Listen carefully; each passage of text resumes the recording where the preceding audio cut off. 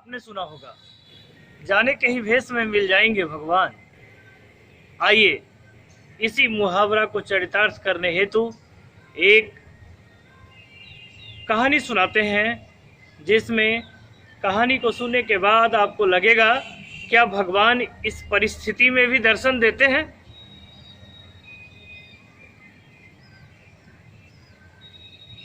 एक व्यक्ति को ईश्वर को प्राप्त करने की अभिलाषा थी। सोते उठते जागते खाते पीते चलते फिरते हर समय उसे एक ही धुन सवार रहता था कि मैं ईश्वर को प्रसन्न कर लेता। लेकिन जब कभी ये इच्छा उसके मन में हिलोड़े लेती तो उसके सामने एक बहुत बड़ी समस्या उत्पन्न हो जाती थी। वह निरक्षर था, निश्चल था, अंगूठा छाप था, पढ़ा लिखा नहीं था। उसे मन में इस बात का बड़ा पश्चाताप होता था कि यदि मैं मंत्र जानता तो भगवान को खुश कर लेता। मंत्र को जानने के लिए वह हर मिलने वाले से भगवान को पाने का कोई न कोई मंत्र पूछता। एक दिन उसके मन में हुआ कि क्यों नहीं पास के शिवालय में चलकर वहां भगवान शंकर के शिवलिंग के पास खड़ा होकर के श्रद्धालु जनों से मंत्र पूछा जाए। वह प्रतिदिन शिवालय जाता और प्रयास करता कि जो कोई भी श्रद्धालु शिवालय आते भगवान को जल समर्पित करने हेतु, जल अर्पित करने हेतु उनसे वह मंत्र पूछता। सभी लोग भगवान को पाने का कोई मंत्र इसे बता नहीं पाते थे। इसे ईर्ष्या होती थी कि लोग खुद तो भगवान को पाने का मंत्र जानते हैं लेकिन मुझे बताते नहीं हैं। यह सोच करके वह प्रतिदिन शिवालय में दरवाजे की ओट में छुप जाता और हर श्रद्धालु जो मंदिर में आते थे जल चढ़ाने के लिए, भगवान की पूजा करने के लिए, उनके मंत्रों को यह ध्यान से सुनने का प्रयास करता। यह क्रम कई महीनों तक चलता रहा।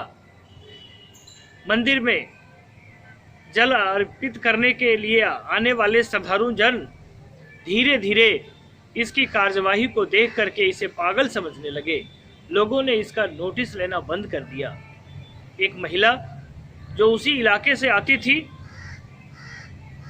भगवान को जल अर्पित करने, वह इसके क्रियाकलापों को बहुत गौर से देखती और हमेशा सशंकित रहती कि जब कभी मैं एकांत में आती हूँ तो यह उसका एकांत का फायदा उठाना चाहता है। यह शायद इसका चरित्र अच्छा नहीं है। ये महिला के विचार थे। पुरुष उस महिला से मंत्र सुनना चाहता था। वह जानना चाहता था कि यह कौन सा मंत्र पढ़ करके क्या बुदबुदाती है कि शंकर भगवान इससे खुश हो जाते हैं। यही मंत्र मुझे आता तो मैं भी बुदबुदाता और भगवान को प्रसन्न कर लेता। यह सोच करके यह धीरे धीरे सूखता जा रहा था और वह स्त्री धीरे धीरे परेशान होती जा रही थी। वह पूजा ठीक से नहीं कर पाती थी। नित्य प्रतिदिन आती, जल फेंक करके चली जाती। उसके मन में होता था कि एक दिन इसको डांट लगाऊंगा और यह पुरुष सोचता था कि एक दिन इसका मंत्र मैं जान के ही रहूंगा। एक दिन दृढ़ निश्चय कर यह पुरुष सुबह सुबह नित्य कर्मों से निवृत्त होकर के संकल्प लेकर के अपने घर से निकलता है कि आज उस महिला के मंत्र को मैं जान लूंगा। महिला भी संकल्पित होकर के आती है कि आज मैं इसको डांट करके मंदिर की परिधि से बाहर रखूंगी। यह दोनों संकल्पित होकर के उस मंदिर में प्रवेश करते हैं। जैसे ही महिला जल अर्पित करती है, जैसे ही महिला श्रद्धालु जल अर्पित करती है, पुरुष उद्विग्न हो जाता है। वह मंत्र को सुनने का आज ठान के आया होता है। वह महिला के कानों में, महिला के मुख में अपने कान को लगा देता है मंत्र सुनने के लिए। महिला को शरीर स्पर्श होते ही गुस्सा आ जाता है वह गुस्से में बोल उठती है, बजर खसुआ कहीं के। पुरुष को लगता है यही मंत्र है। नमः तो यह सुन रहा था, महिला के मुख से शिवाय नमः, महिला जो बोल रही थी उसमें नमः का उच्चारण तो सुन रहा था, लेकिन जब इसका स्पर्श हुआ तो उसके मुंह से निकला बजर खसुआ। इसको लगा यही मंत्र है, इसने भगवान को भजना शुरू किया, बजर खसुआए नमः, बजर खसुआए नमः, बजर खसुआए नमः। बजर खसाने वाले तो भगवान ही हैं। मन में सच्ची श्रद्धा थी, इरादा बुलंद था, आस्था इसके भगवान को समर्पित थे। यह मन से उस दिन से पूर्ण मनोयोग से भगवान को याद करने लगा और भगवान को कहने लगा, बजर खसुआए नमः, बजर खसुआए नमः। भगवान इसकी सच्ची श्रद्धा से खुश होकर के इसको दर्शन दिए। कहा गया है, इसीलिए कहा गया है, जाने के ही वेश में मिल जाएंगे भगवान।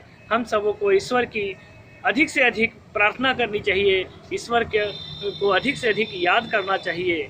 आज कोरोना काल है, हम ईश्वर से प्रार्थना करते हैं कि आप घर में रहें, सुरक्षित रहें, स्वस्थ रहें। जय हिंद।